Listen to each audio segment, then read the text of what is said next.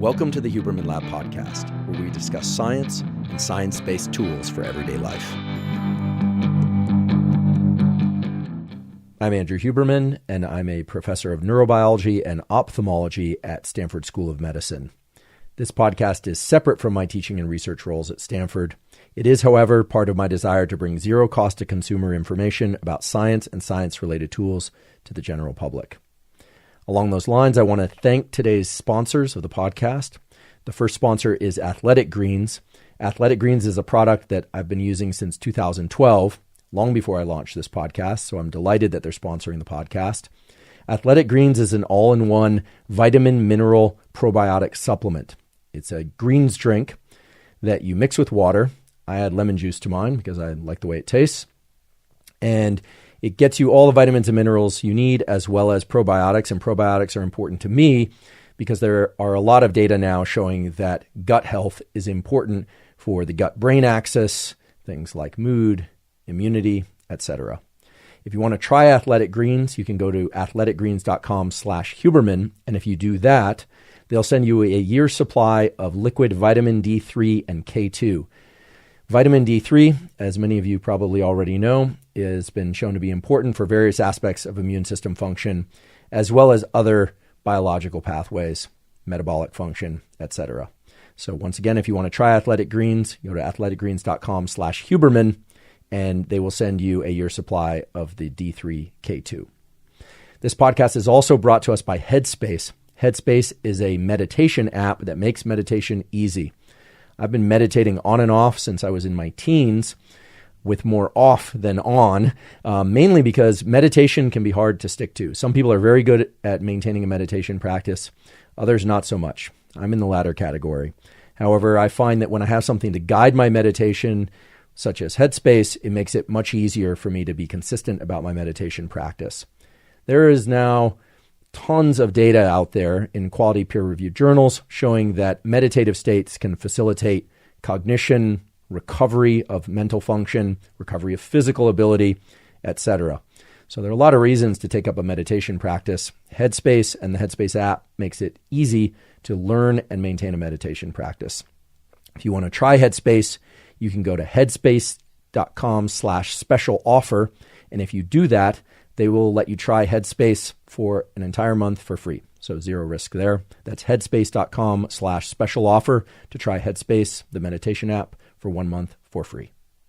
Today's podcast episode is about sleep and wakefulness. We are going to discuss jet lag, shift work, babies, kids, and the elderly, and we are going to discuss protocols that are backed by science. That means quality peer-reviewed papers published in excellent journals that can support particular tools that you can use to combat things like jet lag, offset some of the negative effects of shift work, and make life easier for the new parent as well as for the newborn child, the adolescent, anyone that wants to sleep better, feel better when they're awake, etc. If you've listened to the previous 3 episodes of the Huberman Lab podcast, we've been exploring these themes of wakefulness and sleepiness, how to fall asleep, how to stay asleep. And we've been discussing parameters like light, exercise, temperature, etc. If you've had a chance to listen to those episodes, great. Today's discussion will be even more digestible for you. If you haven't, that's okay. I will provide a little bit of background here or there so that it's not necessary that you have listened to those previous episodes. But if you get a chance to listen to them, please do. I think it will help you digest the information better.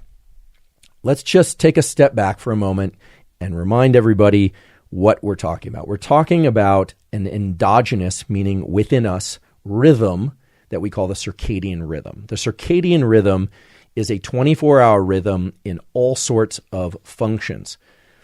The most prominent one is a rhythm in our feelings of wakefulness and sleepiness. So believe it or not, the experiment has been done throughout history, not often, but it's been done where people will go down into a cave and will exist in constant darkness for some period of time. There are also cases where people have been in constant light for some period of time. But because people can close their eyes, it's actually easier to do the experiment where you're in constant darkness to address the question of what is the endogenous, meaning the internal rhythm that we all have. And it turns out we all have this rhythm of about 24 hours, although it's not exactly 24 hours, meaning every 24 hours, your body temperature goes from low to high and back down to low again. And it takes 24 hours for that to repeat. Not 18, not 6, 24. Plus or minus a couple hours. You also have a rhythm in sleepiness and wakefulness that correlates with that. We tend to be sleepy as our temperature is falling, getting lower, and we tend to be more awake or waking when our temperature is increasing. This is a biological fact. It is right down to our DNA. We actually have genes in every single one of our cells that ensure that every cell is on this 24-hour-ish rhythm, close to 24 hours. We have a clock over the roof of our mouth, a group of neurons called the suprachiasmatic nucleus. That clock generates a 24-hour rhythm, and that clock is entrained, meaning it is matched to the external light-dark cycle, which is, no surprise, 24 hours. Spinning the Earth takes 24 hours. So our cells, our organs, our wakefulness, our temperature, but also our metabolism, our immune system, our mood, all of that is tethered to the outside light-dark cycle. And if we are living our life in a perfect way where we wake up in the morning and we view sunlight as it crosses the horizon, and then by evening we catch a little sunlight, and then at night we're in complete darkness, we will be more or less perfectly matched to the external or ambient light-dark cycle. Very few of us do that because of these things that we call artificial lights and this other thing that we call life demands. So today we're going to talk about when we get pulled away from that rhythm.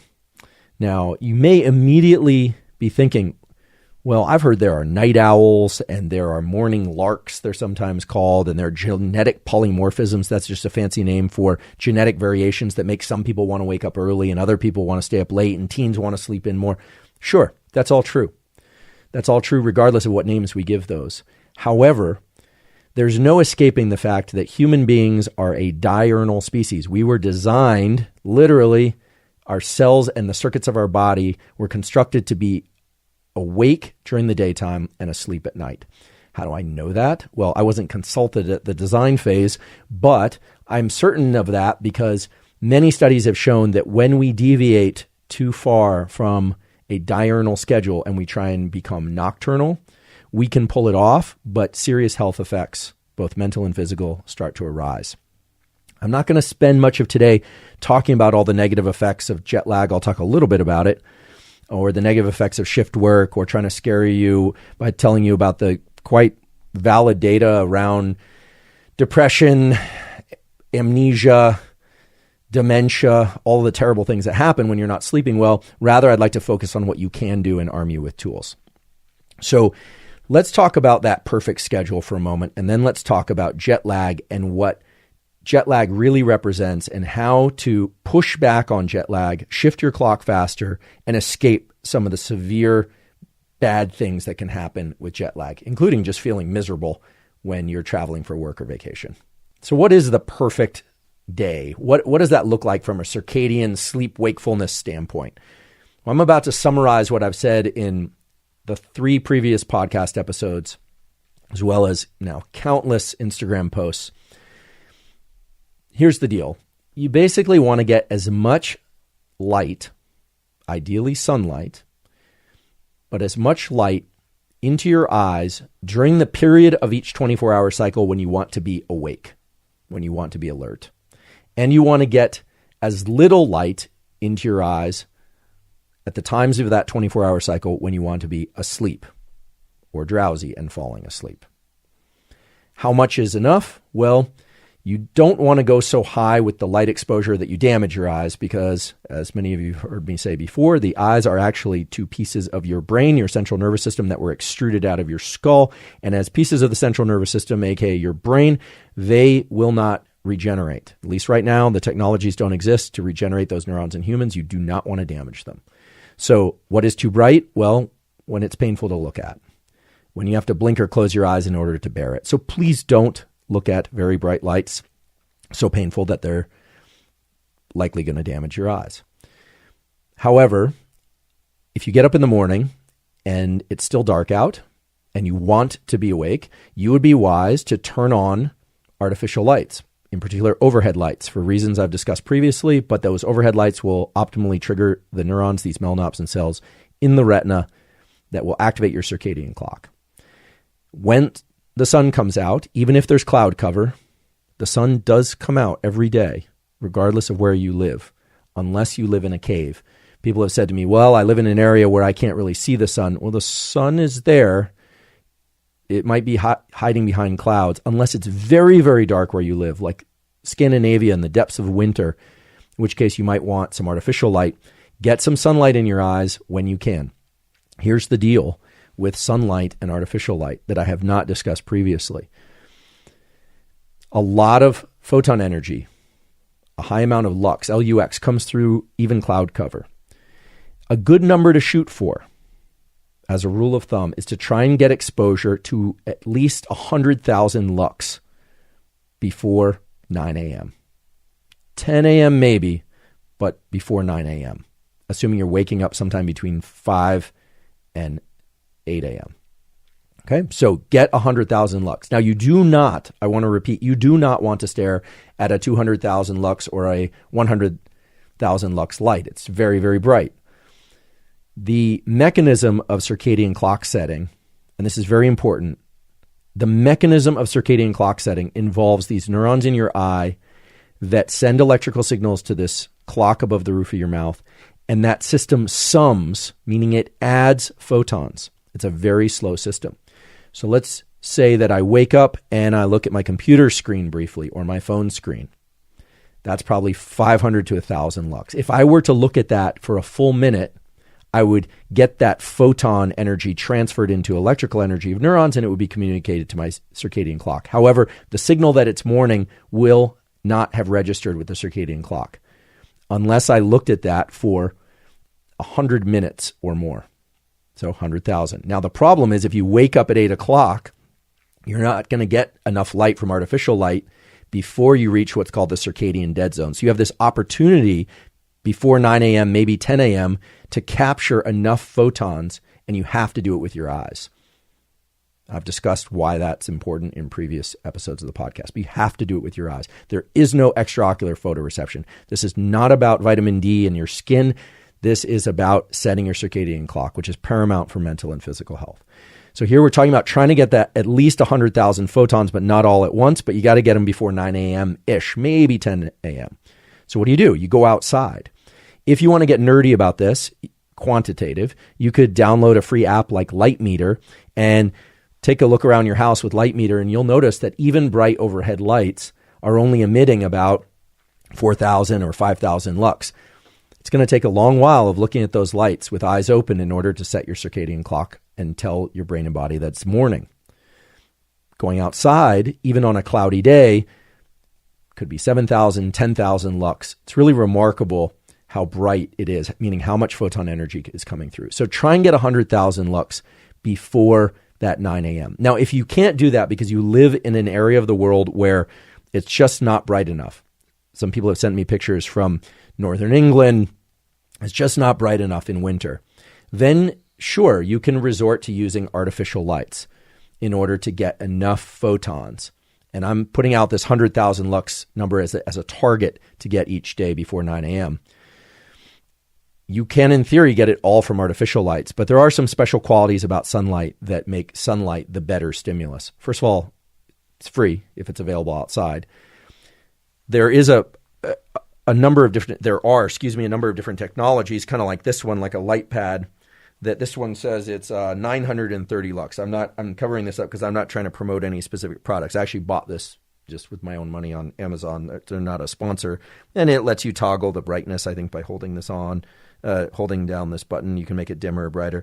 There's about 1,000 lux. It seems really bright, but a cloudy day outside will have 5 times more photon energy coming through. So some people set these lights or ring lights that they use for selfies and that kind of thing near their coffee or workstation first thing in the morning, but you really want to get sunlight. Okay, so those things are kind of nice because they'll travel, and we're going to talk about jet lag. But I can't emphasize this enough. That light has to be captured and summed before you enter the circadian dead zone, which is the middle of the day. This is, again, trying to achieve kind of perfect schedule. Then I've recommended, based on scientific literature, that you look at sunlight sometime around the time when the sun is setting. And the reason for that, of course, is because it adjusts down the sensitivity of your eyes. Because here's the diabolical thing. While we need a lot of photon energy early in the day to wake up our system and set our circadian clock and prepare us for a good night's sleep 14 to 16 hours later, it takes very little photon energy to reset and shift our clock after 8 p.m.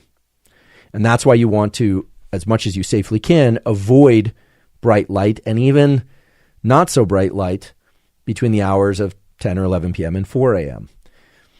A number of people have asked me some questions about this. And the last episode, I went into red lights. I discussed blue blockers, all that kind of stuff. So I'm not going to repeat all that. But here's the thing. If you see afternoon light, you're going to adjust down the sensitivity of your eyes so that you have a little bit more wiggle room, a little bit more leeway to view lights from screens and overhead lights even late at night without disrupting your circadian clock. But it is a kind of a double-edged sword where you need a lot of light early in the day and you need to avoid bright lights later in the day. I've mentioned studies on here. A number of you have asked about getting the references. We are in the process of trying to get a webpage going with full links. There's some copyright issues that we have to deal with. But wherever possible, I'll try and reference these studies. And when people ask, I'll generally put them in the response to their comments on YouTube or Instagram. There have been 2 studies done from the University of Colorado, both published in Current Biology. You can easily find these online by just Googling the words Current Biology, camping, and reset circadian clocks, that have shown that 2 days of waking up with the sun and avoiding light at night — they actually took graduate students camping, really cool experiment to be a part of — reset the melatonin and cortisol rhythms for these people that had otherwise drifted quite far from their natural rhythms. There are other things that you can do to shift your clock and to reinforce your clock, like exercising more or less the same time, eating more or less the same time, etc. That's not what today's episode is about. So I just described perfect schedule. Get at least 100,000 lux of light exposure to the eyes, not all at once, but summing across the morning. Again, you know when it's too much because it's painful to look at. So that's obviously something to avoid. But then once the middle of the day, let's say you're waking up at 10 or 11, you go outside, the sun's overhead, forget it. You're not going to shift your clock. You're just not. It doesn't work that way. In the evening, you see the evening light, and you want to get that light to adjust down your retinal sensitivity to afford you a bit of a buffer so that late at night, if you happen to look at screens or go to the bathroom in the middle of the night, it's not going to shift your clock, because it takes probably only about 1,000 to 1,500 lux of light energy to shift your clock in the middle of the night. So let's talk about shifting clocks, because for the jet lag person, this ability to shift the clock with light, temperature, exercise, and food is vitally important for getting onto the new local schedule. And there's so much out there about jet lag today. I'm going to dial it down to one very specific parameter that all of you can figure out without any technology or devices, and can apply for when you travel for work or pleasure or anytime you're jet lagged. And I want to absolutely emphasize that you don't have to travel to get jet lagged. Many of you are jet lagged. You're jet lagged because you're looking at your phone in the middle of the night. You're jet lagged because you're waking up at different times a day. You're jet lagged because your exercise is on a kind of chaotic regime. Some days at this time, some days at that time. And if that works for you, great. I want to be really clear that a number of people always say, well, I know so-and-so that only needed 4 hours of sleep, and or they're just fine. They traveled to Europe and it's just fine. There's a lot of individual variability, and we're going to talk about the origins of some of that variability. I mean, I know people that can eat anything and somehow seem to maintain great lipid profiles and, body weight and fitness ability. And I know some people that they eat one cracker and they sort of dissolve into a puddle of kind of tears, right? Because they think that that's going to throw them off, and maybe it does. I don't know. There's a tremendous amount of variability out there. So this is really about optimal and what's possible. And you have to ask. I can just say from personal experience, I suffer terribly from jet lag, traveling in certain directions, but not others. Some people don't have trouble with jet lag. Many people will travel to a new location. They feel great for the first day and night, and then they crash and they have trouble sleeping. Or they travel back and they have a terrible time getting back onto a normal schedule. And some of this varies with age, and some of it varies with genetics. And there is no simple pill or anything that you can take to just get rid of jet lag. It doesn't work that way. If it worked that way, I would tell you. But there are some simple things that you can do. I'm going to arm you with the knowledge of what jet lag is and how it works. And contrary to what many people out there say and believe, I know that understanding mechanism affords you more flexibility. Why understand mechanism as just opposed to me just writing up a PDF and giving you a list of things to do? Well, what happens when you can't do those things in exactly the way they're written down? When you understand mechanism, you understand how to control the machine that is your biological system, your nervous system. So a little bit of understanding about mechanism goes a really long way. So that's where we're headed. Let's talk about what jet lag is. Okay, well, I promised that I wouldn't get too dark with all the terrible things that can happen with jet lag, but I'm about to get dark. There are quality peer-reviewed papers showing that jet lag will shorten your life. It will kill you earlier. I guess it means you'll die earlier. It doesn't actually kill you necessarily, although there are many cases where tourists end up stepping in front of buses, especially in countries where the cars and buses drive on the opposite side of the street that they're used to, who are jet lagged and lose their life that way. Jet lag is a serious thing. Actually, we had a family story about this. When I was growing up, I had a family member travel overseas for work and take a sleeping pill. I won't name the sleeping pill, although at the end I'm going to talk about sleeping pills, and had a case of total amnesia for a week. That's not entirely uncommon. If you've ever been really jet lagged and fallen asleep, doesn't even have to be in the middle of the day, woken up, you might not know where you are. And that's because time and space are really linked, and the brain wasn't designed to be transported 4, 5, 6 hours into a new time zone. It just wasn't. Our brain and the biological mechanisms that govern circadian timing were designed to be shifted by a couple hours, not necessarily 6 or 9 or 12 hours. So you can really mess yourself up. I've had that experience. I usually experience it as fluctuations in mood. I flew 12 hours out of phase to Abu Dhabi once to give a talk at NYU Abu Dhabi, and it was a mess. I actually was getting vertigo. I wasn't hallucinating, but I was really out of it, and my mood was just all over the place. It was very bizarre. Jet lag, even if you don't experience it as mood shifts or amnesia, it can shorten your life. Now, here's what's interesting. Traveling westward on the globe is always easier than traveling eastward. Okay? It's interesting because the effects of jet lag on longevity have shown that traveling east takes more years off your life than traveling west. Now, of course, traveling 30 minutes into a new time zone or 3 hours, just one time zone over or two time zones over rather, is far less detrimental to your biology and psychology than a 8-hour shift or a 9-hour shift. Now, here's what's interesting. When we think about the effects of jet lag on longevity, or this idea that it can shorten our lives, we have to ask ourselves why. Like, why is that? And it turns out there's a pretty simple explanation for this. We've talked before about the autonomic nervous system, this set of neurons in our spinal cord and body and brain that regulate our wakefulness and our sleepiness. It turns out that human beings, and probably most species, are better able to activate and stay alert than they are to shut down their nervous system and go to sleep on demand. So if you really have to push and you really have to stay awake, you can do it. You can stay up later. But falling asleep earlier is harder. And that's why traveling east has a number of different features associated with it that because you're traveling east, you're trying to go to bed earlier. You know, as a Californian, if I go to New York City, I've got to get to bed 3 hours early and wake up 3 hours earlier. Much harder than coming back to California and just staying up a few more hours. And this probably has roots in evolutionary adaptation, where under conditions where we need to suddenly gather up and go, or forage for food, or fight, or do any number of different things, that we can push ourselves through the release of adrenaline and epinephrine to stay awake, whereas being able to slow down and deliberately fall asleep is actually much harder to do. So there's an asymmetry to our autonomic nervous system that plays out in the asymmetry of jet lag.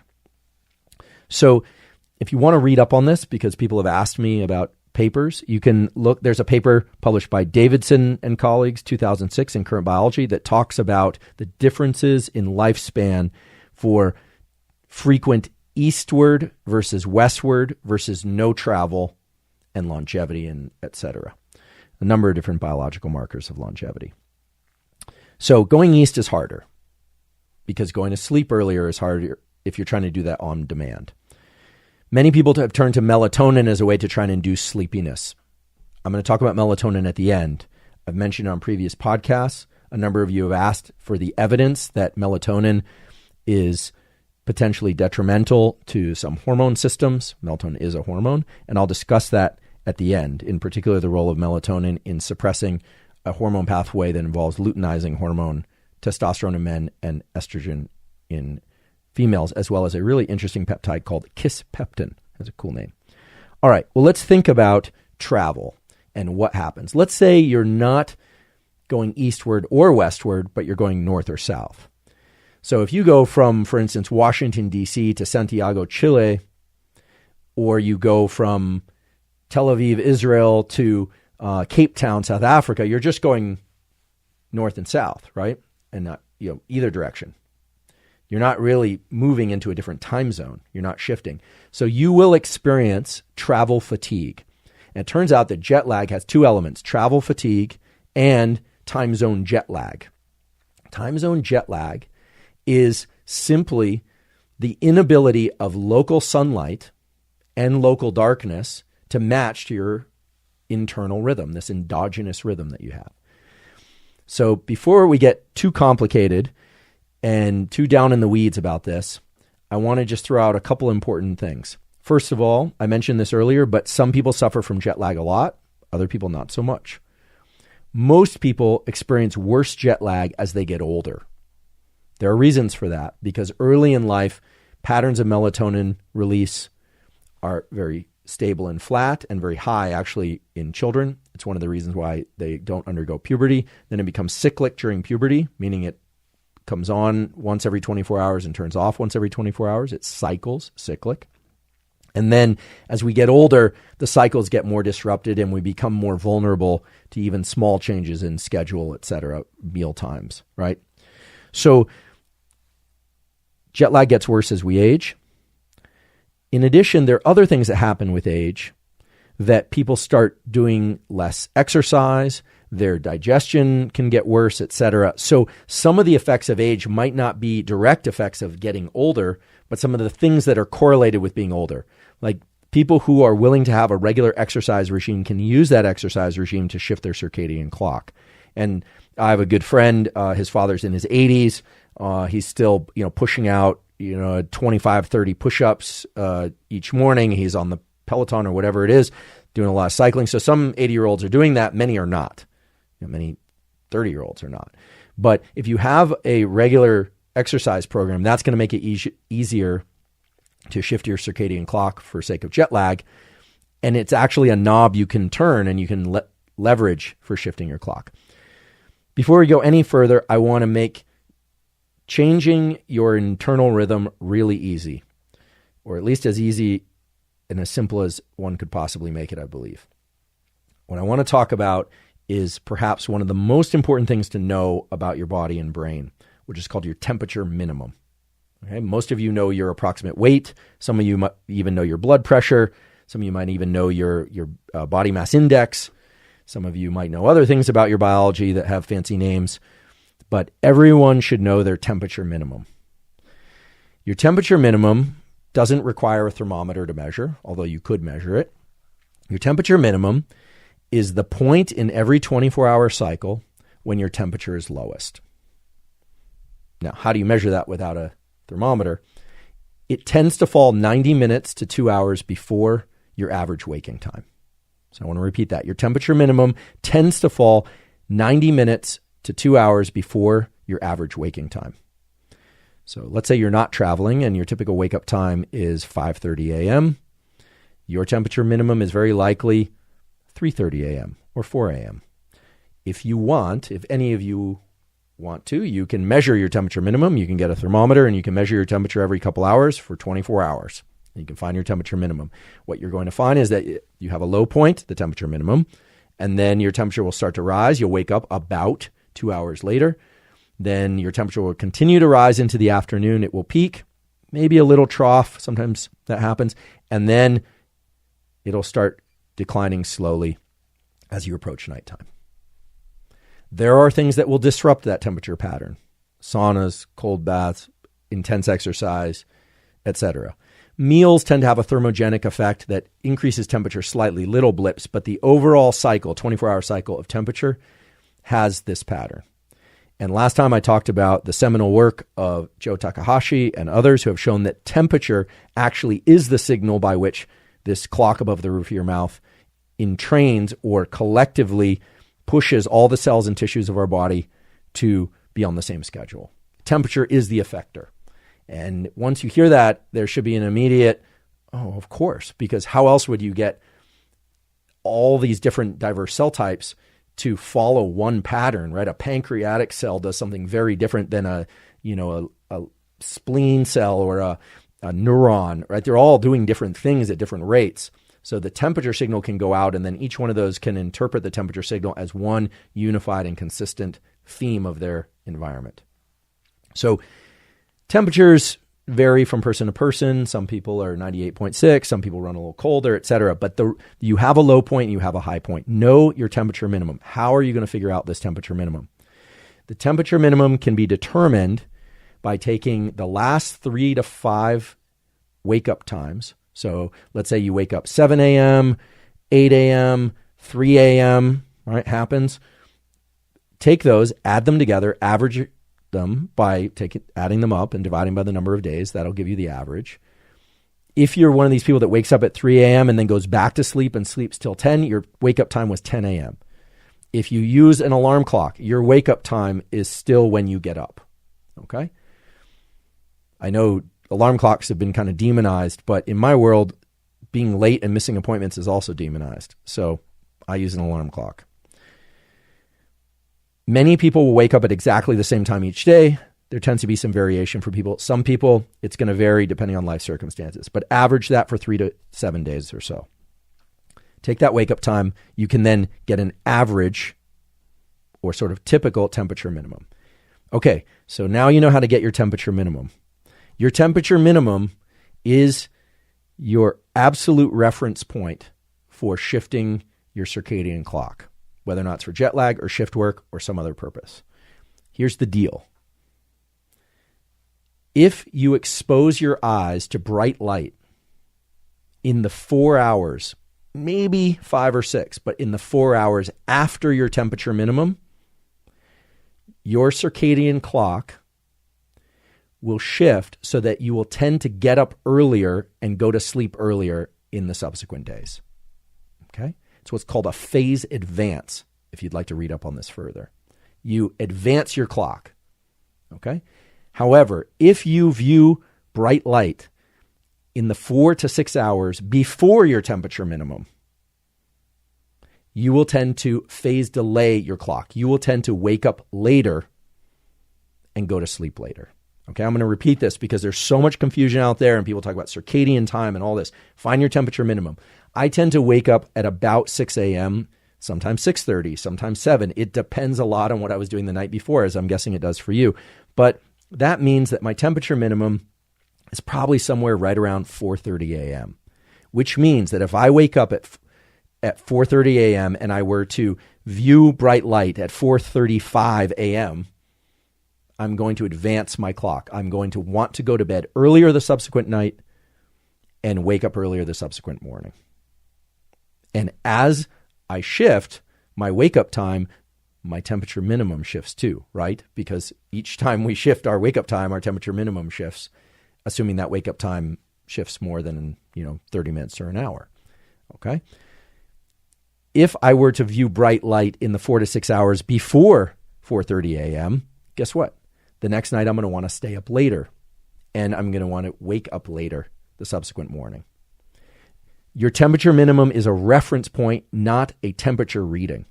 Again, if you want to measure your temperature minimum and figure out what it is, 98 point whatever or 96 point whatever, that's fine. You can do that, but that information won't help you. What you need to know is what time your body temperature is lowest, and understand that in the 4 hours or so just after that time, viewing light will advance your clock to make you want to get up earlier. And the 4 hours before your temperature minimum, viewing light will make you want to stay up later. Now, some people might be saying, well, I wake up early and I want to stay up late and I'm sleepy all day and I'm a mess, or I feel fine. Look, let's talk about feeling fine. Turns out the definition of insomnia is when you're experiencing excessive sleepiness during the day. Sleepiness and fatigue are different. Okay, so in the world of sleep medicine, fatigue is a physical exhaustion. Sleepiness is falling asleep, like falling asleep at your desk, or falling asleep during lectures, or there seems to be something special about my lectures that makes people want to fall asleep. So if this cures your insomnia, fantastic. However, in all seriousness, sleepiness during the daytime, unless it's around your temperature peak and only lasts about 90 minutes or so, is a sign of insomnia. It's a sign of lack of sleep. I want to be very, very clear that if you know your temperature minimum, you can shift your clock using light. You can also shift your clock by engaging in exercise in the 4 hours after your temperature minimum to wake up earlier on subsequent nights, or exercise before then to delay your clock. Okay? So now you can start to see and understand the logic of this system. And we'll talk about why this works and the underlying biology, but understanding that temperature is the effector, and understanding that you have this low point and that reflects your most sleepy point, essentially right before waking up. And then temperature rises, you can now start to shift that temperature according to your travel needs. Here's one way in which you might do that. Let's say I am going to travel to Europe, which is 9 hours ahead, typically, from California. I would want to determine my temperature minimum, which for me is about 4:30 a.m., maybe 5 a.m., and I would want to start getting up at about 5:30 a.m. and getting some bright light exposure, presumably from artificial sources, because the sunlight isn't going to be out at that time. Maybe even exercising as well. Maybe even eating a meal at that time, if that's in your practice. You would want to start doing that 2 or 3 days before travel. Because once you land in, or I land in Europe, chances are just viewing the sunrise or sunset in Europe is not going to allow me to shift my circadian clock. Some people say get sunlight in your eyes when you land, but that's not going to work, because one of two things is likely to happen. With a 9-hour shift like that, either I'm going to view sunlight at a time that corresponds to the circadian dead zone, the time in which my circadian clock can't be shifted, or I'm going to end up viewing sunlight at a time that corresponds to the 4 to 6 hour window before my temperature minimum. So it's going to shift me in exactly the opposite direction that I want to go. So it can be very, very challenging for people to adjust to jet lag. So you need to ask, am I traveling east or am I traveling west? Am I trying to advance my clock or delay my clock? Remember, viewing light, exercise, and eating in the 4 to 6 hours before your temperature minimum will delay your clock. Eating, viewing sunlight, and exercising, you don't have to do all three, but some combination of those in the 4 to 6 hours after your temperature minimum will advance your clock. And this is a powerful mechanism by which you can shift your clock anywhere from 1 to 3 hours per day, which is remarkable. That means your temperature minimum is going to shift out as much as 3 hours, which can make it such that you can travel all the way to Europe. And as long as you've prepared for a day or so by doing what I described back home, and then doing it when you arrive, you can potentially accomplish the entire shift within anywhere from 24 to 36 hours. And this is really important to emphasize, that Once you arrive in your new location, and here I'm talking about traveling eastward, California to Europe, once you arrive in your new location, you have to keep track of what your temperature minimum was back home and how it's being shifted during your trip. Now, it's much easier to do than you think. One of the unfortunate consequences of the smartphone is that you can't do something goofy like wearing two watches, one watch that corresponds to the time back home and another one that corresponds to the local time. Typically, it updates automatically based on Wi-Fi, etc. But if you can keep track of the time back home, then you can easily shift your clock going forward. I'm hoping this makes sense. I really want to emphasize that you don't have to be precise down to the minute. Some of you may be asking, well, what about, you've got this temperature minimum, and if I view light 1 minute before it, then I'm going to delay my clock, and 1 minute after it, I'm going to advance my clock. It doesn't quite work like that, okay? But it's very important to understand that light is the primary way in which we can shift our clock. And now you should also be able to understand things like the circadian dead zone from about 9:30, 10 a.m. all the way until 6 hours before your temperature minimum. You're not going to shift your clock. Nothing that you do in that time in terms of light viewing behavior, feeding, etc., is going to shift your clock. And so a lot of people are landing in Europe, getting sunlight in their eyes, and throwing their clock out of whack or not shifting their clock at all. This brings me to the other thing that's highly recommended. And I've mentioned this before, but you want to eat on the local meal schedule. If it's in your practice to fast, that's fine. But when you eat, you want to eat within the local schedule for alertness. Okay. That means if you arrive and everyone's eating breakfast and you can't stomach the idea of breakfast in your new location because your appetite isn't there, that means the clock in your liver, you have a clock in your liver, biological clock, has not caught up to the new time zone.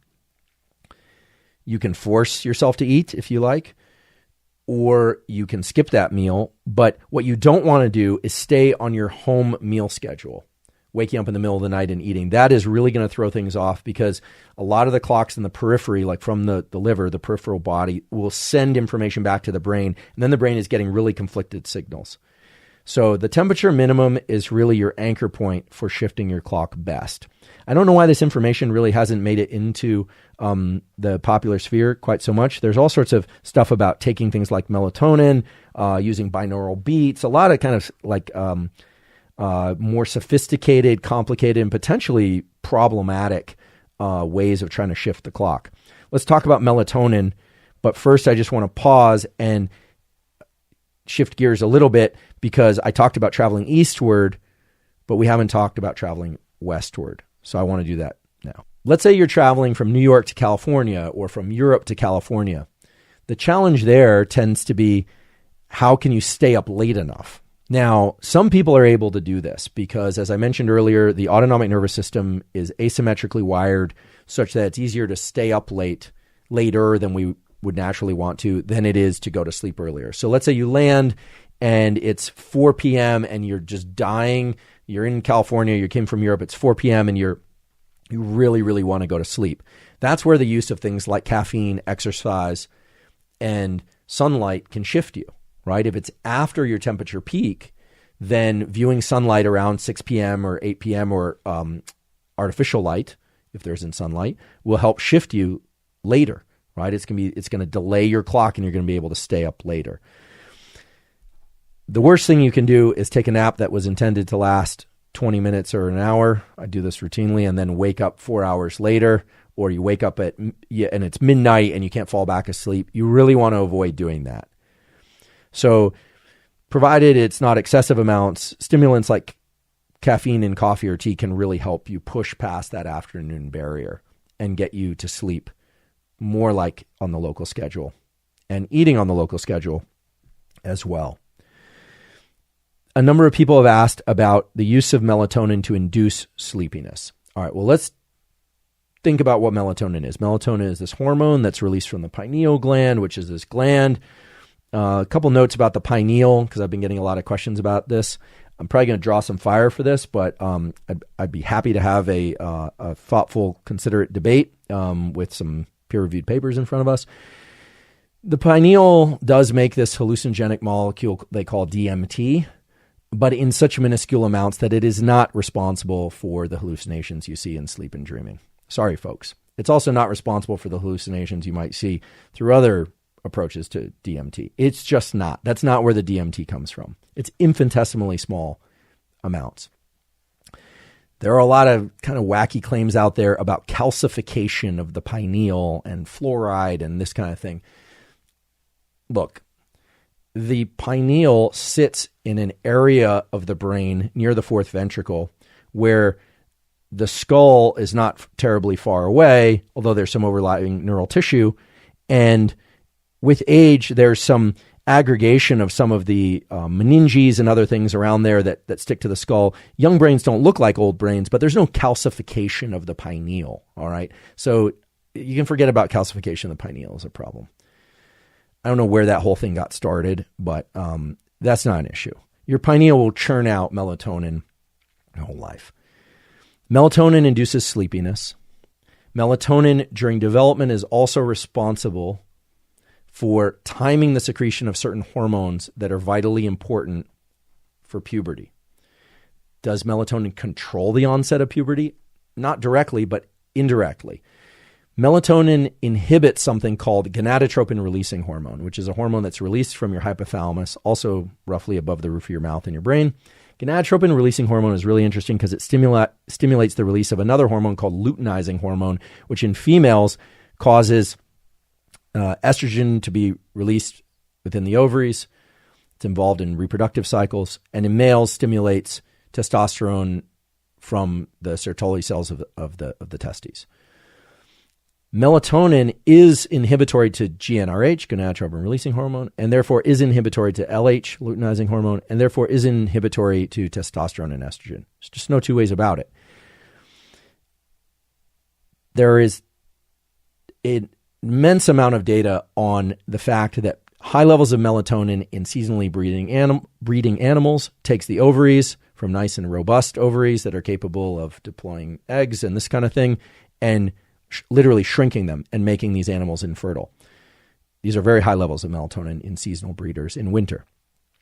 Melatonin in males of seasonal breeders takes the testes and shrinks them. Long ago, when I was at UC Berkeley as a master's student, I was working on neuroendocrinology, and we were working on this hamster species of seasonal breeders. And basically, when days are long, which inhibits melatonin, these little Siberian hamsters, as they're called, have testes about the size of sort of typical table grapes, although that's a weird way to put it. When days get shorter and the melatonin signal gets longer, because light inhibits melatonin, days get shorter, melatonin gets longer, those same hamsters would have testes that would involute to the size of about a grain of rice. Now, this does not happen in humans in short days, but nonetheless, the melatonin signal really does have a ton of effects on the hormone system. Now, does that mean that if you've been taking melatonin, you've really screwed up your hormones? Not necessarily. Does it mean if a kid has been taking melatonin, that's really screwing up their puberty? Not necessarily, and here's why. Melatonin operates on a concentration level. So in a child that's very, very small, that has high levels of melatonin, it actually can inhibit GnRH, LH, testosterone, or estrogen, depending on the sex of the child. But as that child grows through other mechanisms like growth hormone release, etc., that same amount of melatonin released from the pineal is now diluted over a much larger body, so the concentration actually goes way, way down. Okay? But here's the problem with supplementing melatonin. As I mentioned in the previous episode, concentrations of melatonin in many commercial supplements have been shown to be anywhere from 85% to 400% of what's listed on the bottle. So when you take melatonin, or a child takes melatonin, oftentimes they are taking supraphysiological levels of melatonin, which, at least by my read and the literature, says that it could have dramatic effects on timing and course of things like puberty. So it's not so much that the journals have come out saying, oh, taking that melatonin inhibits puberty. It's that no single study has been done with the supraphysiological levels of melatonin that are present in a lot of these supplements in developing children. So melatonin is used widely for inducing sleepiness when you want to fall asleep in the new location that you've arrived. right? You can't fall asleep. You take melatonin and it helps you fall asleep. It does not help you stay asleep. In addition to that, melatonin has been kind of touted as the best way to shift your circadian clock. I'm happy to go on record saying, look, if you need melatonin, you can work with a doctor or somebody who really understands circadian and sleep biology. Go for it if that's your thing. But I, as always on this podcast and elsewhere, I have a bias toward behavioral things that you can titrate and control, like exposure to light, exercise, temperature, etc., that have much bigger margins for safety and certainly don't have these other endocrine effects that we've been thinking about and talking about. So if you want to take melatonin in the afternoon in order to fall asleep or in the evening, be my guest. That's up to you. Again, you're responsible for your health, not me. But for many people, melatonin is not going to be the best solution. The best solution is going to be to use light and temperature and exercise on either side of the temperature minimum to shift your clock both before your trip and when you land in your new location and your clock starts to shift. Okay, so now you know my opinions about melatonin. Feel free to filter them through your own opinions and experiences with melatonin. And now you also understand what your temperature minimum is and how it represents an important landmark, either side of which you can use light, temperature, and exercise to shift your clock. Just to remind you a little bit about temperature, if you want to shift your clock, typically you would do that by, you could take a hot shower and then that will have a cooling effect after the hot shower. And if you were to get into a cold shower or an ice bath, if you have access to one, afterward, there's going to be a thermogenic effect of your body increasing temperature. And if you just think about your natural rhythm back home when everything's stable, you have a nadir, a low point which is your temperature minimum, and then you have a peak. And you think about when you're doing this hot or cold shower in that rhythm, now you should be able to understand how you're shifting your rhythm. That temperature rhythm is the one that's going to move. Give you an example. If I were to wake up in the morning, and let's say I wake up at 6 a.m., my temperature I know is rising. I've passed my temperature minimum. If I were to get into a hot shower, that would then lower my body temperature when I got out. That is not normally what's happening first thing in the morning. And therefore, my clock would very likely get phase delayed. Right? It's going to delay the increase in temperature. Whereas if I got into a cold shower, something I don't personally like to do, but I've done from time to time, or an ice bath, that's going to then have a rebound increase in body temperature and is going to phase advance my clock. That peak in the afternoon is going to come about an hour earlier. I'm going to want to go to bed later that night.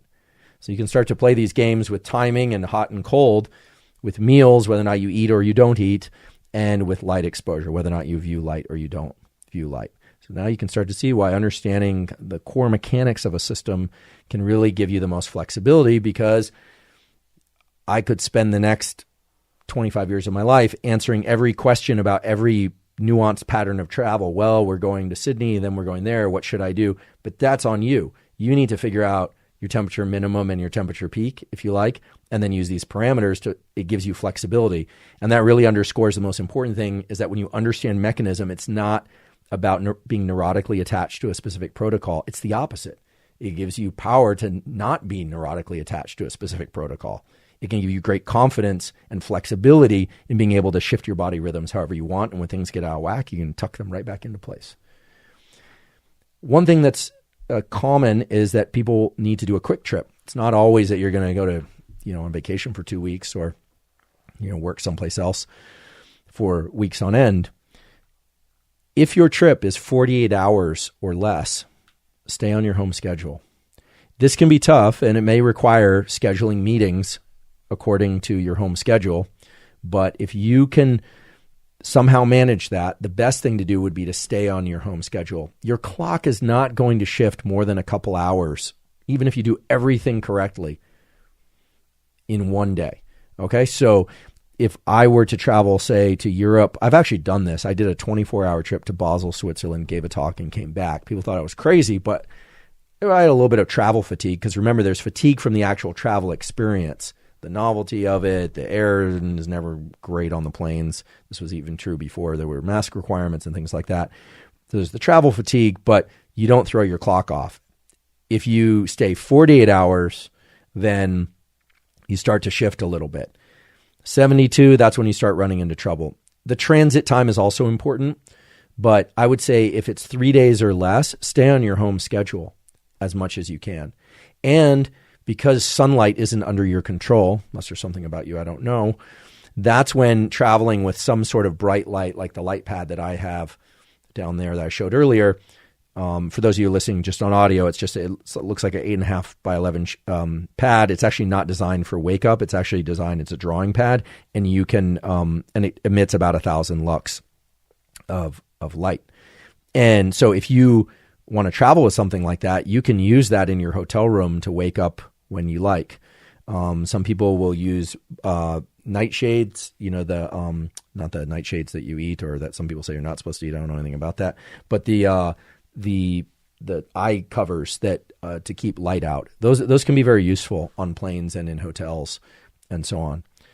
So you can use light and dark, and you can travel with your light and dark devices so that you can stay on your home schedule and get most of your light when it would be your normal wake-up time back home. And what's kind of nice is if you know when your circadian dead zone is back home, which is generally, for most people, around 10 a.m. to about 3 p.m., so basically the rising phase of your temperature, then you can also feel free to be outside without having to wear sunglasses, or you don't have to worry about light exposure. But if you know that window before your temperature minimum, that 4 to 6 hour window, that's the time when if you're viewing a lot of light in your new location, you are going to shift your clock pretty considerably. And then you can come back home and have a terrible time. At the end of graduate school, I went to Australia, a remarkable country, incredible people, incredible wildlife, an amazing time. I came back, and it was the first time in my life where I couldn't sleep on a regular schedule. I was sleeping in like hour-long increments throughout the day. It was a nightmare. And it took me weeks to get back on target. And the way I was able to do that was exercising consistently at the same time every 24 hours, turning my home into essentially a cave at night, even covering up the windows, and then getting as much bright light in my eyes as I possibly could during the day, no sunglasses, etc. So it can take some real work if your clock gets thrown out of whack. There's a phenomenon called ICU psychosis, where people that are in the intensive care unit in hospitals actually lose their mind. They become psychotic, hallucinations, etc. And it's because of altered circadian cycles. We know this because they're exposed to these lights and these sounds, people coming in and checking on them. They leave the hospital, or in some cases, there have been experiments where people are placed near a window where they get some natural light, and these psychotic symptoms disappear, presuming there weren't psychotic symptoms beforehand, before they entered the hospital. So it's pretty dramatic what light can do to the psyche and to the body. So let's talk a little bit about a different form of jet lag that requires no planes, no trains, no automobiles, and that's shift work. Shift work is becoming increasingly common. Many of us are shift working even though we don't have to. We're doing work in the middle of the night. We are, working on our computers at odd hours, sleeping during the day. A lot of people who are under shelter-in-place type stuff are doing more of this. Kids with the drifting school schedules. Here's the deal with shift work. If there's one rule of thumb for shift work, it's that if at all possible, you want to stay on the same schedule for at least 14 days, including weekends. Now, that should immediately cue the non-shift workers to the importance of not getting too far off track on the weekend, even if you're not a shift worker. So sleeping in on Sunday is not a good idea. The most important thing about shift work is to stay consistent with your schedule. Now, I had a conversation on an Instagram Live with Samer Hattar, who's a neuroscientist at the National Institutes of Mental Health. He's actually the head of the chronobiology unit there. And he was really emphasizing this point, because shift work, where people are doing the so-called swing shift, where they're working 4 days on one shift and 4 days on another, is extremely detrimental to a number of health parameters. It gets the cortisol release from the adrenals really out of whack. And there are these cortisol spikes at various hours of the day. It messes up learning. It really disrupts the dopamine system and well-being. It is a serious, serious problem. So if you can negotiate with your employer to stay on the same shift for 2 weeks at a time, that's going to be immensely beneficial and will help you offset a lot of the negative effects of shift work. Now, I don't presume that all of you are going to be able to do that. Some of you just don't have that level of control. And of course, I want to acknowledge that shift workers are essential, right? Of course, first responders, firefighters, police officers, paramedics, etc., but also pilots, people, night nurses, people working on the hospital wards, people picking up trash. These night shifts are critical to our functioning as a society, as I'm sure all of you can appreciate. If you're going to work a shift where, let's say, you start at 4 p.m. and you end at 2 a.m., then there's some important questions that arise. For instance, should you see light during your shift? Well, this is a matter of personal choice, but ideally you want to view as much light as possible and as safely possible when you need to be alert. So that would mean from 4 p.m. to 2 a.m. And then you would want to sleep. So using light as a correlate of alertness and using darkness as a correlate of sleepiness, what this means is see as much light as you safely can during the phase of your day when you want to be awake. So it's the same thing I said way back at the beginning of this podcast episode. And see as little light as safely possible, and it allows you to function during the time when you want to be asleep. So if you're finishing out that 2 a.m. shift, that's when you would want to avoid bright light exposure. You'd want to go home. You'd really want to avoid watching TV if possible. If you need that in order to fall asleep, that would be a case where something like dimming the screen plus blue blockers, if that's in your practice, or you want to do that, would be helpful, and then going to sleep. And then you'll probably wake up late in the afternoon or early afternoon. Some of you might say, wait, Huberman, I thought you don't like blue blockers. I never said I don't like blue blockers. I don't like people wearing blue blockers at the time of day when they want to be alert. And I don't like people asserting that blue blockers can prevent circadian shifts simply because people are wearing them. The brightness of light is what's important. It's not about the blue. So if you want to wear them, or just dim the lights or turn the lights off. So let's say you go to sleep you get home after this 4 p.m. to 2 a.m. shift. You maybe eat something, you go to sleep, and you wake up and it's noon or 1 p.m. Should you get light in your eyes?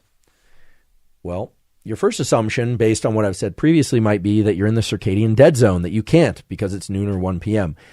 But you're not in the circadian dead zone because you're somebody who goes to sleep early in the morning at 2 a.m. So it's not like the circadian dead zone is a strict time of day. It's an internal biological clock. So what do you need to know? You guessed it. You need to know your temperature minimum. You need to know whether or not your temperature is increasing or decreasing. And now we can make this whole thing even simpler and just say, if your temperature is decreasing, avoid light. If your temperature is increasing, get light. It's that simple. Okay, if your temperature is decreasing, avoid light. If your temperature is increasing, get light. The shift worker who works from 4 p.m. until 2 a.m. has a temperature rhythm that's very different than mine, where I wake up around 6 a.m., 5 a.m., and I go to sleep around 11 p.m. Okay, we both have a 24-hour-ish circadian cycle, except mine is more aligned to the rise and setting of the sun, and theirs is not. Right? So you have to know your internal temperature rhythm. And no, you don't have to walk around with a thermometer wherever taking your temperature. Although it'd be great if some of the devices that are out there, people are counting their steps. I think it'd be great if people had a circadian body temperature measurement. I'm not involved in any of this device development, but I think it's a real call to arms, pun intended, to have a wristband that would measure temperature and would tell you your temperature minimum when you travel or whatnot. I don't know. Maybe some of these devices already do that. But if they don't, they should. It's absolutely absurd to me why we wouldn't have this simple measurement. Very easy to get that kind of information. You don't even need the exact temperature read. All you need to know is the high and low point. So let's say you're a shift worker who really is nocturnal. You're flipped. Well, you want to stay on that nocturnal schedule. Now, that can be very hard on families and social life of all kinds. But the person who is working, say, from 8 p.m., like sundown to sunrise, this raises a question. Should they be looking at the sunrise, and should they be watching the sunset? Waking up with the sunset, going to sleep with the sunrise. You think, well, is that light going to throw them off? Well, probably not. It's just actually going to invert what sunrise and sunset are. When they're waking up in the morning, if they look at the, they get some sunlight in their eyes, they look at the sun, get some bright light from devices or overhead lights in their apartment or home, well, that's going to tend to wake them up if it's in the evening, right? So it's, I don't know if I stated that clearly, but if in the evening the sun is setting and they're looking at that setting sun, that is the morning sun for that person, and it will wake them up for their night shift. So temperature rising. Then toward morning, what's happening? Okay, well, they're closing out their work shift. You're going home. The sun is rising. Do you look at the rising sun? Well, based on what you now know, your eyes are very sensitive to resetting of circadian clocks. What will it do at that time? If this were a classroom, I would either cold call on somebody or I'd wait for the person in the audience. It inevitably exists. So temperature is, for that person, they've been up for a while. Temperature is falling, not rising. For me, it would be rising. But because I'm not diurnal, I'm awake during the day. For that person, the temperature is falling, and so they view light while temperature is falling. What's it going to do? It's going to phase delay them. It's going to make it harder for them to get to sleep the following night. So you would say that person should watch the setting sun to help them wake up because they're going to work the night shift, but should probably have sunglasses on or avoid viewing bright light before they go to sleep. So it's the same thing. They're just on an inverted, as a typical person who's diurnal, but they're on an inverted schedule. Okay, so I'm really trying hard here to make this all really clear. There are kind of two patterns of requests in the world I'm noticing as I've kind of ventured into this landscape of social media and podcasts. There are people who want to know every detail, want to quantify everything because they want to get it exactly right. These are like the graduate students and students that don't want to make a mistake. And to quote my graduate advisor, provided the mistakes are not dangerous, certainly not lethal, you kind of want to make a few little mistakes so that you can adjust, right? You don't want to endanger yourself, but it's actually, you're not going to get things perfect. That's called learning. Learning is when you realize, I viewed sun this time and then I stayed up and it really messed me up. I'll never do that again. The other category of people seem to want the one size fits all kind of like, give me this pill or give me this protocol. And those things generally work, but they don't afford people flexibility. And if there's anything like that, it's this temperature minimum thing that I've been just hammering on again and again and again today, because it's something that you own and that you can really use as a key landmark for shifting your clock. I suppose there's a third category, which is people who accept that biological systems are actually much more forgiving than the way they're sometimes described. And I'm going to use this as an opportunity to editorialize a little bit. There's so much made of sleep debt. Look, there isn't an IRS equivalent for sleep. They're not going to come around and try and collect all the sleep that you didn't get. No one really knows what the consequences are going to be for you and for me and for the next person for the sleep you didn't get. You can't really recover the sleep you missed out on, but you also don't want to get neurotically attached to a schedule because there's this thing called sleep anxiety, and then people have trouble falling asleep and staying asleep. So I want to spend a moment on that and go back to a theme that I've said many times before, because these tools work, what I called NSDR, non-sleep deep rest. So this would be hypnosis. I give you the link, but I'll say it again, reveriehealth.com for clinically tested, research tested, free hypnosis for anxiety, but also for sleep. Those are very beneficial people. NSDR protocols, non-sleep deep rest protocols for things like yoga nidra. I provide some links to those in the caption for episode 2. These things really work. Last night I woke up, I went to bed about 10:30. I woke up at 3 in the morning. I knew I wasn't feeling rested. I did a NSDR protocol. I fell back asleep. I woke up at 6:30. Okay? You need to teach your brain and your nervous system how to turn off your thoughts and go to sleep. And ideally you do that without medication unless there's a real need. You do that through these behavioral protocols. They work because they involve using the body to shift the mind, not trying to just turn off your thoughts in the middle of the night. Now, there are periods of life where things are stressful and people are concerned, and you will have some struggle getting and staying asleep. And that really has to do more with anxiety, which NSDR protocols also can help with. As I always say, do them in the middle of the night if you wake up and you want to go back to sleep. Do them in the middle of the day to teach your nervous system how to calm down, or do them first thing in the morning if you didn't feel you got enough sleep. In other words, do them whenever you have an opportunity to do them, because they really can help you learn how to turn on the parasympathetic / calming arm of your autonomic nervous system. There's no other way that I'm aware of to teach your system to slow down and turn off your thoughts and go back to sleep. But these are powerful protocols, and there's a lot of research now to support the fact that they can really help. Meditation would be another example. Certain kinds of meditation involve focus and alertness. Those are slightly different than meditations that involve lack of focus and attention to, say, internal states. I'm going to pause there, and then I want to talk about kids and the elderly. In other words, how do we control sleep and circadian rhythms and wakefulness in babies, adolescents, teens, and aged folks?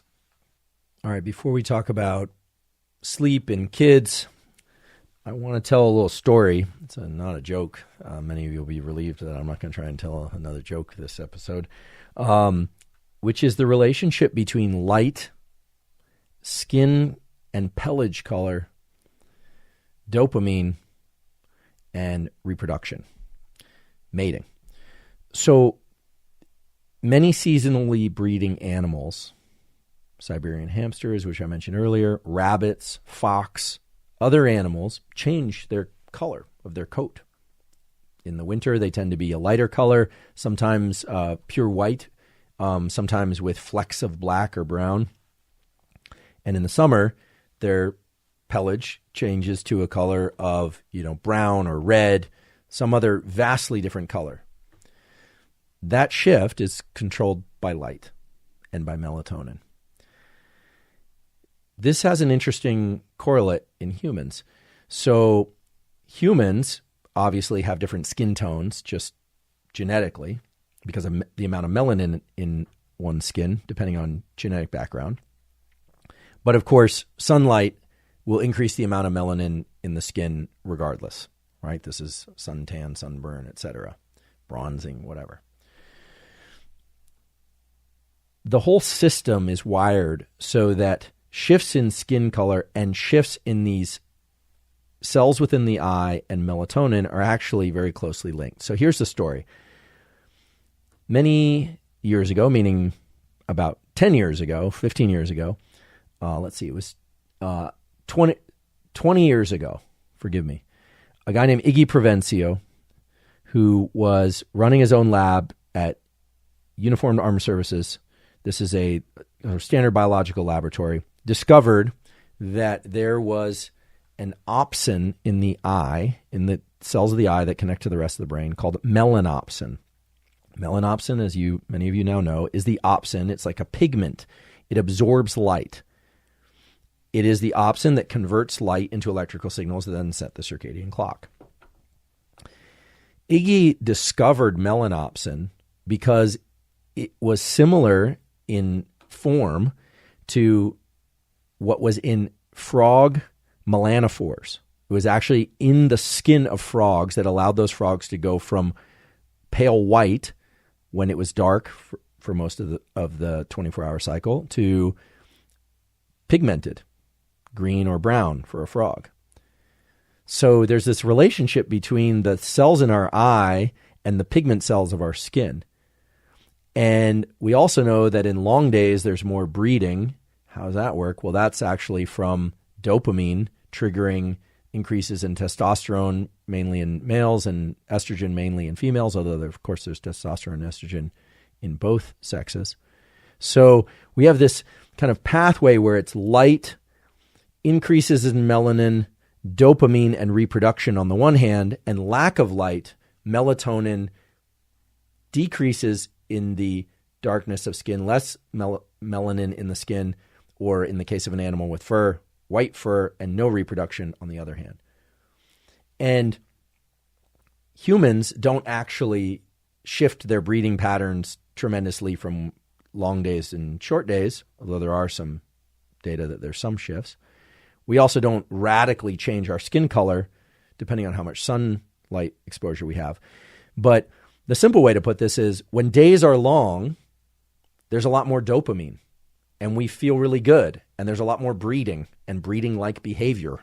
When days are short, there's a lot less dopamine and a lot less breeding behavior because these pathways are very highly conserved.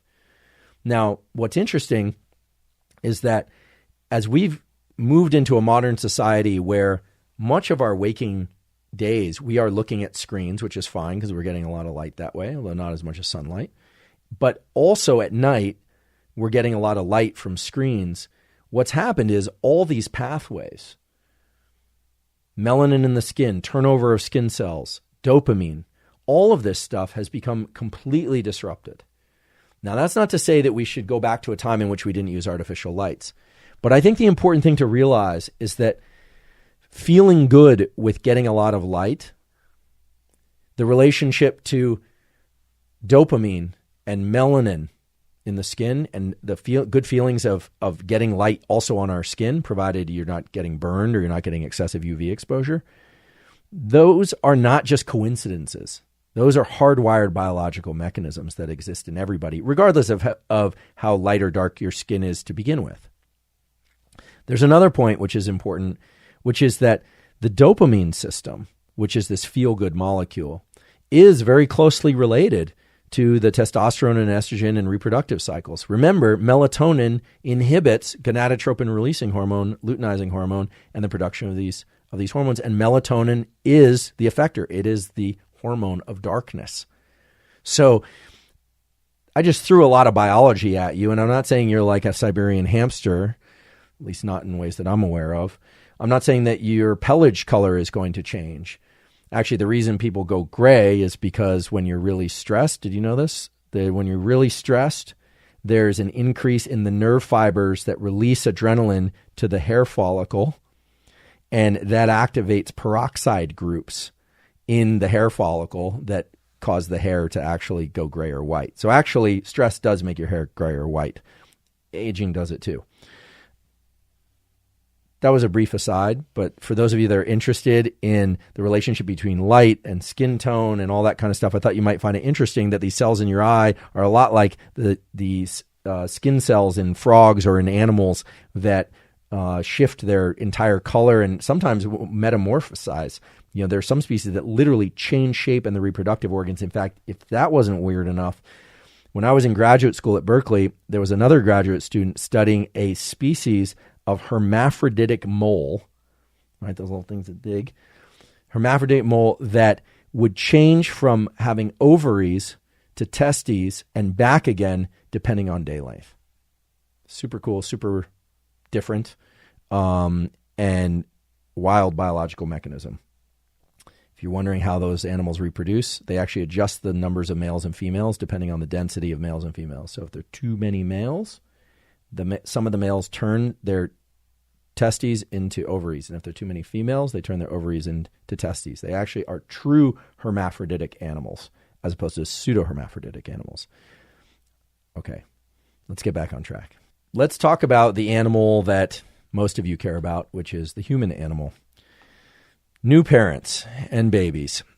All right, as I mentioned earlier, melatonin is not cyclic. It's not cycling in babies. It's more phasic. It's being released at a kind of a constant level. And babies tend to be smaller than adults. They are. And so those concentrations of melatonin are very high. As a baby grows, those concentrations per unit volume are going to go down. Babies are not born with a typical sleep-wake cycle. And now all the parents are saying, tell me something I didn't know. They also have, and I really want to emphasize this, they also have much more sensitive optics of the eye. So a number of people have asked me, should I be exposing my baby to sunlight?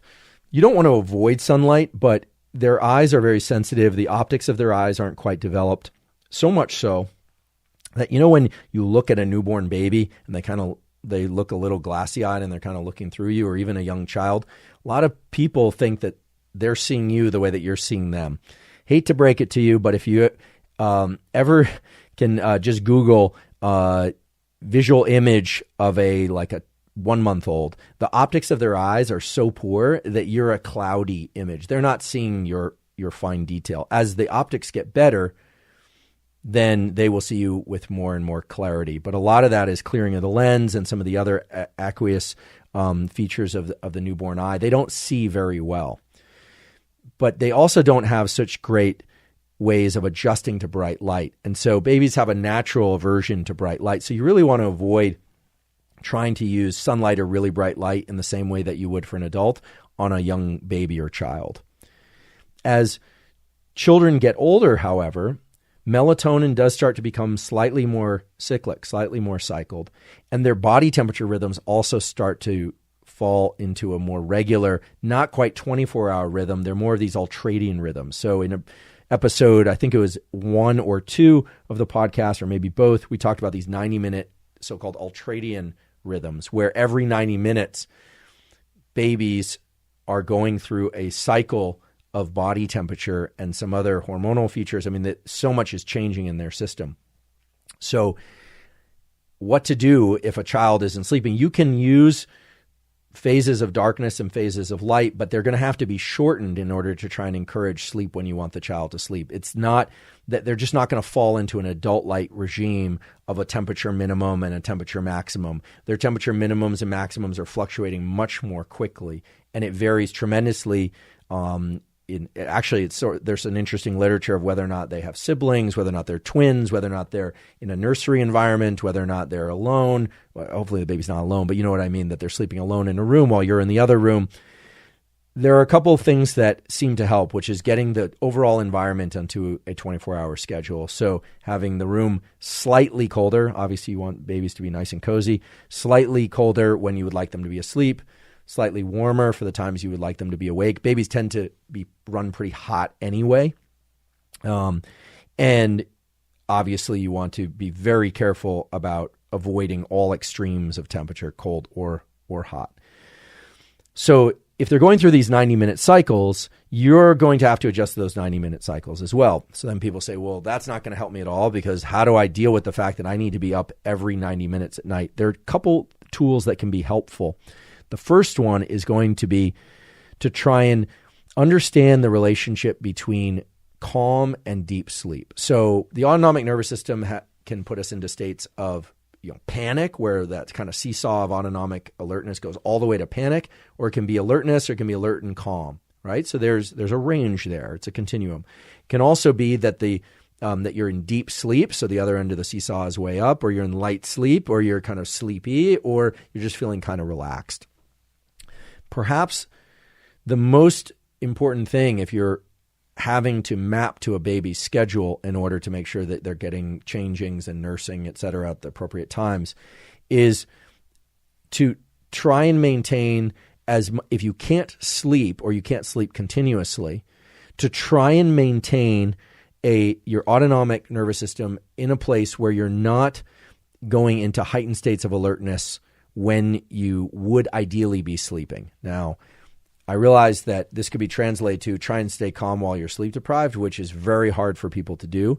But this is where the non-sleep deep rest protocols surface again, and can potentially be very beneficial for people to be able to recover not necessarily sleep, but for them to maintain a certain amount of autonomic regulation.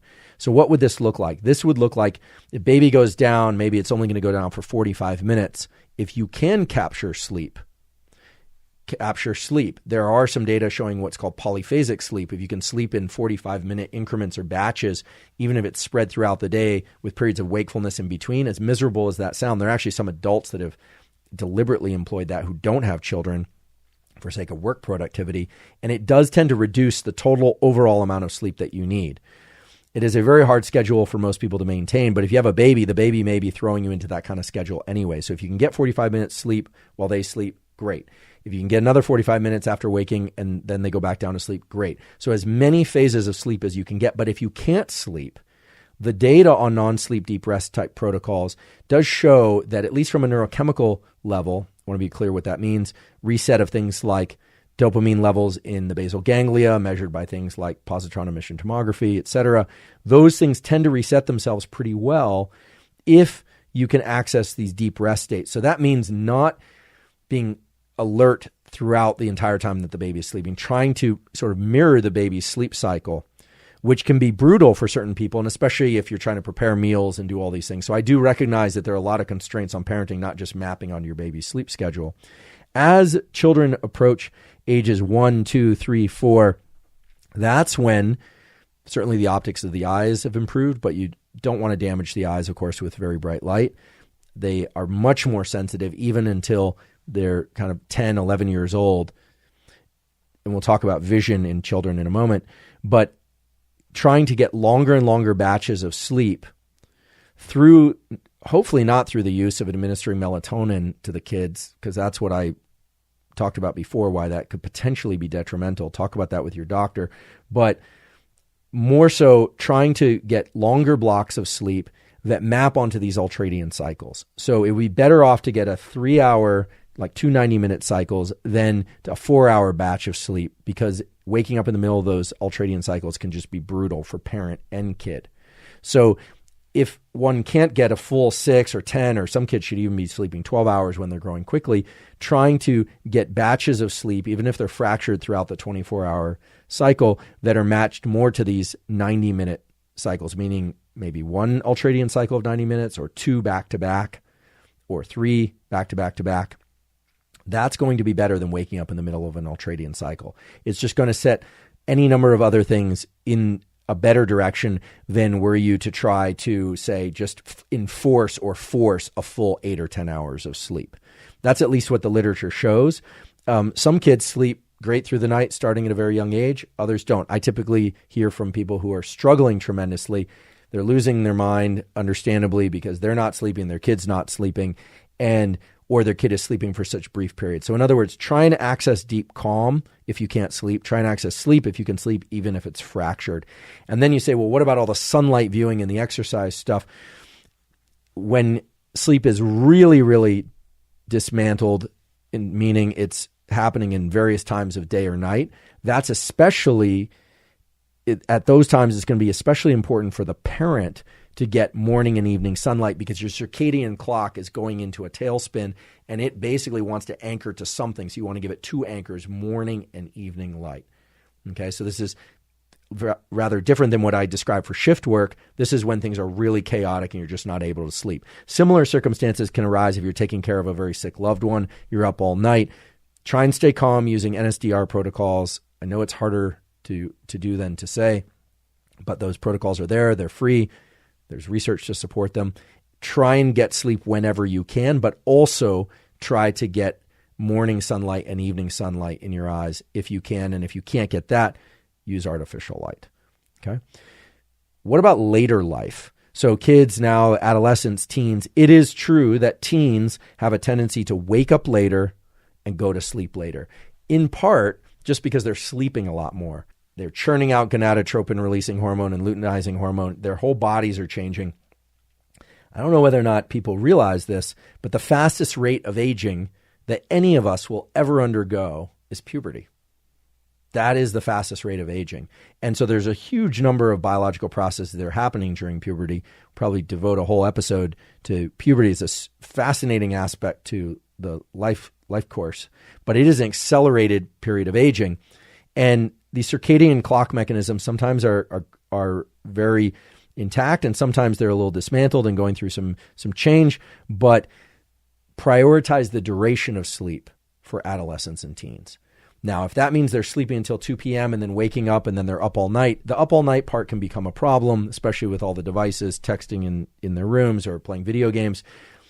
Morning and evening sunlight would be ideal, but some kids are just going to sleep through the morning sunlight. However, if you were to measure their temperature, what you would find is that their temperature minimum would come later in the morning. It's not going to be 8 a.m.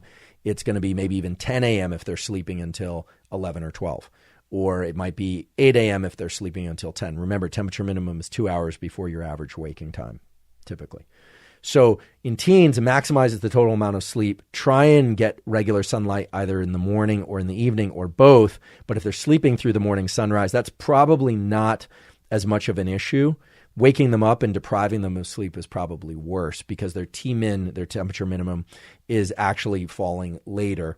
So their circadian dead zone is later, etc. So I think with adolescents and teens, it makes sense to kind of give them a little bit more rope in terms of allowing them some leeway to adjust their own schedule. Some schools are even starting classes later on the basis of some very good biology to support this late shifted rhythm and this extended sleep phase.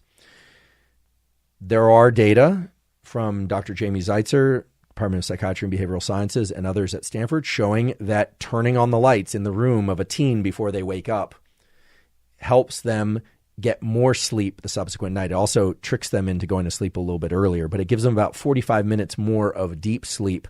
And that's been shown statistically. Total sleep time increases as well. If they're hiding under the covers, that's not going to work, but their eyes don't have to be open. I know a few parents now that are coming in with a flashlight and flashing their kids over their eyelids before they wake up in hopes of getting this to work. Some have told me this is working. That's not part of a standard study, but it does seem to work because, now you should know why.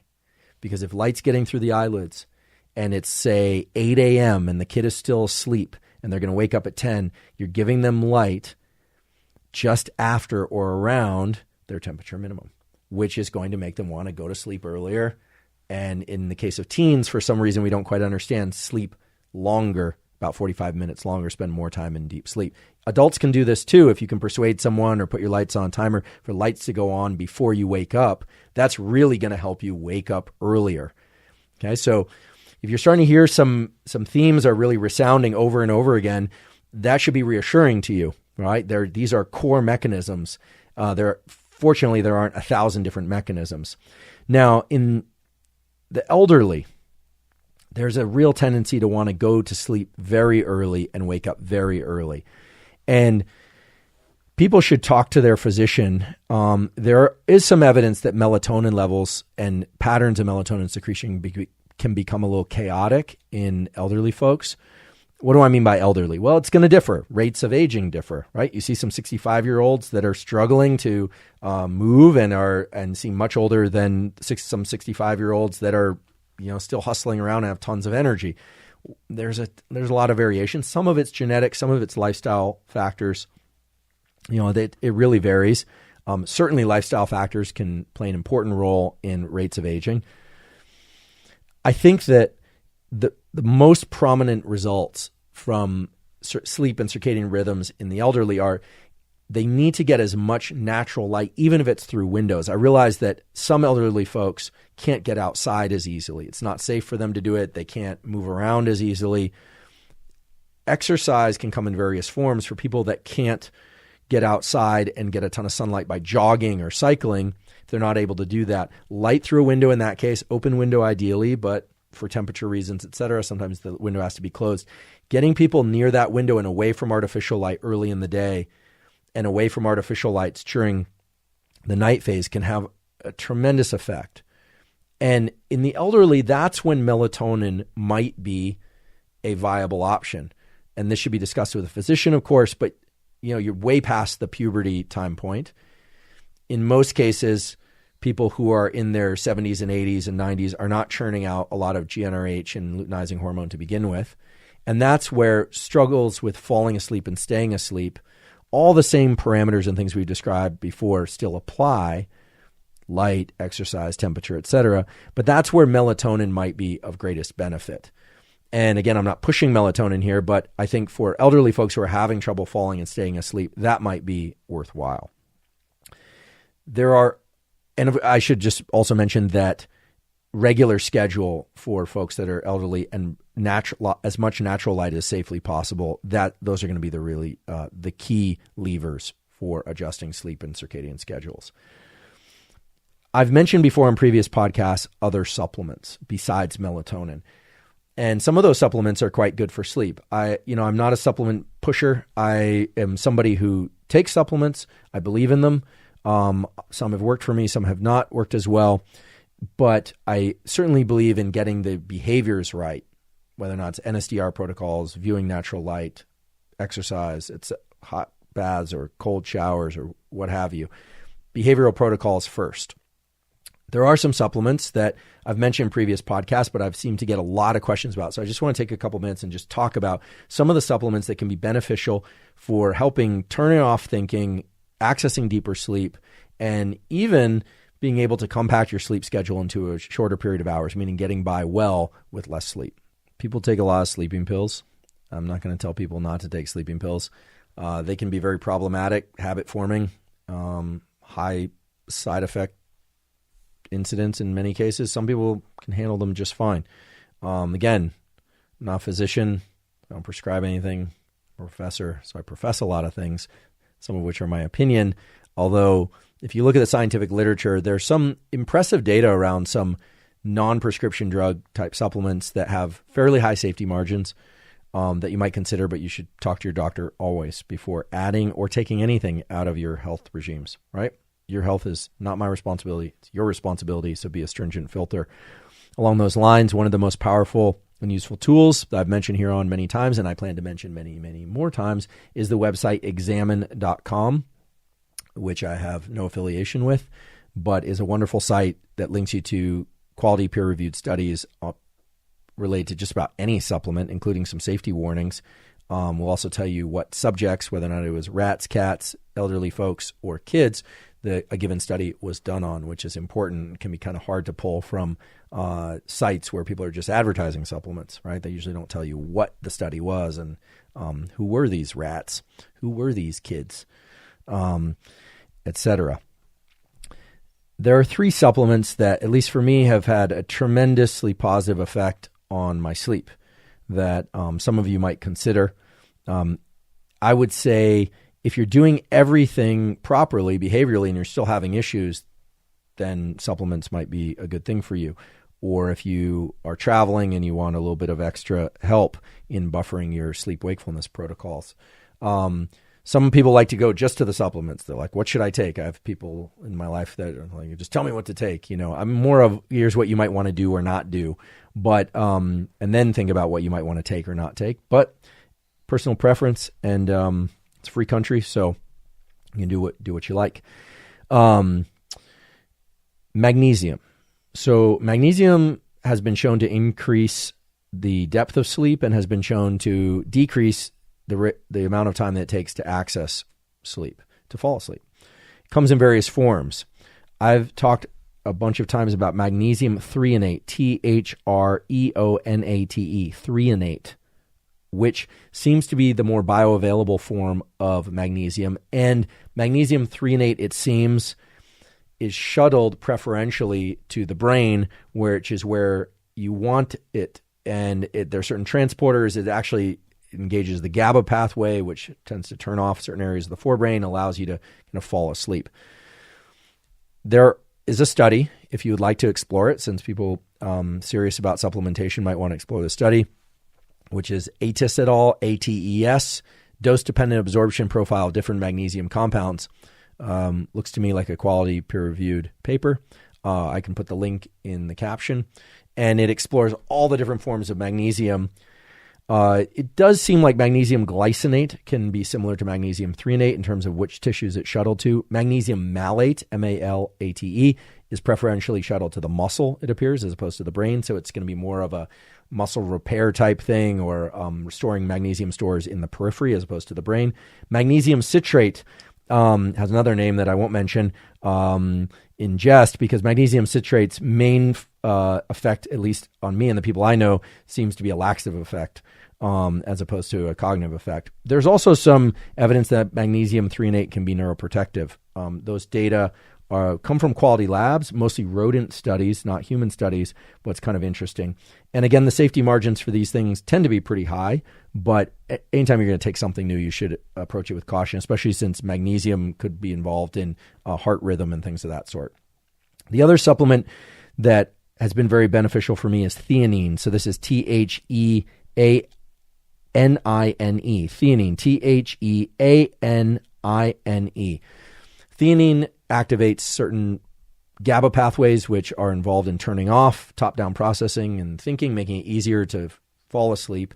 And theanine, 100 milligrams to 300 milligrams, has a calming effect. Theanine is now showing up in a number of different energy drinks and even some coffees as a way to try and get people to ingest more of a given type of coffee, because the idea is it would take away the jitters and the anxiety, allowing people to drink more coffee. I'm talking about taking magnesium and theanine 30 to 60 minutes before bedtime, not during the day to quell anxiety, but rather 30 to 60 minutes before bedtime, with or without food. For me, hasn't made a difference. And the combination of those two things has really helped. Theanine for sleepwalkers can be a problem. It does increase the intensity of your dreams. It gives you very vivid dreams. So for sleepwalkers or people that get night terrors, stay away from theanine is my advice. Magnesium theanine might be something to explore for those of you that don't have those issues, with the emphasis on might. And then I've talked about a compound, and last time I talked about the mechanisms of apigenin, which is a derivative of chamomile, API-GEN, which acts as a little bit of a hypnotic by activating chloride channels, hyperpolarizes neurons, increases GABA in the brain, basically makes you feel a little sleepy. And chamomile, for those of you that read your, what was it? The Peter Rabbit snuck into Mr. McGregor's garden, ate the chamomile, fell asleep. Mr. McGregor came back. Okay, anyone flashing back to elementary school? Okay, there's a story about chamomile having these kind of sedative-like effects. Apigenin is highly concentrated. Chamomile also has anti-estrogenic effects. So if you want to keep your estrogen up, you might want to be cautious about apigenin. That's where things like examine.com become really useful, because you can go to Examine, you put in apigenin, and it'll tell you all the things that it does, and all the things that it does can sometimes include things that you had no idea, like reducing conversion of certain androgens to estrogens, which you might like or you might want to avoid. That's up to you and where you want your estrogen levels, depending on who you are and what your life circumstances and goals are. A few other things that can help the transition to sleep are things like 5-HTP, L-tryptophan. I've talked about why I'm not a fan of those. For me, they tend to throw me into deep sleep, and then I wake up and I can't fall back asleep. So I don't like to tinker with my serotonin system. I don't like to tinker with my dopamine system for entirely other reasons, but none of which are particularly concerning. It's just that I find that if I increase my dopamine by taking L-tyrosine in pill form, then I crash really hard the next day. Or if I take 5-HTP or L-tryptophan, I fall deeply asleep and then I wake up. But I did mention that there might be ways to make sleep more compact. And so this is actually a request to you. I had a really interesting experience when I was a postdoc. I went for the first time to an acupuncturist. I know there are varying thoughts and opinions out there about acupuncture. I can't say that I benefited so much from the acupuncture. There are now quality peer-reviewed studies showing, published in Neuron, Cell Press Journal, excellent journal, showing that acupuncture can stimulate some anti-inflammatory compounds depending on where the acupuncture is done. This is really good studies, came out last year. I talked about this on Instagram. I may talk about it again, as well as certain acupuncture sites that increase inflammation. So, there you can get different types of effects. You can't just say acupuncture is great across the board. And I'm assuming that the acupuncturists know which sites are good for increasing inflammation, which ones are good for decreasing inflammation. However, this acupuncturist that I went to gave me these red pills. He said, these are minerals for sleep. And it was remarkable. I took the red pills. Isn't that a thing now? Take the red pill? I don't know what that means because I'm not tuned in. But these red pills look like little M&Ms. I took a couple of them on his suggestion. And I fell deeply asleep, and 4 hours later woke up feeling incredibly rested, more rested than I had ever felt in my entire life. And I never required more than 4 hours sleep. Unfortunately, acupuncturist moved away. I never figured out what was in those red pills. I didn't get a chance to do the mass spectroscopy. And I still wonder. He said they were minerals. So somebody out there knows what these red pills are and what this compound is. And it was incredible. And I would love to know what those are. So if you know, please don't go taking red pills at random to try and recreate this non-experiment experience of mine. But please do contact me if you find out, or if you're an acupuncturist and you know what these mysterious red pills were, because they were pretty awesome. Once again, I've thrown a tremendous amount of information at you. I hope you will figure out your temperature minimum and start working with that to access the sleep and wakeful cycles that you want to access. I hope that you'll explore NSDR. You might want to explore supplementation if that's your thing.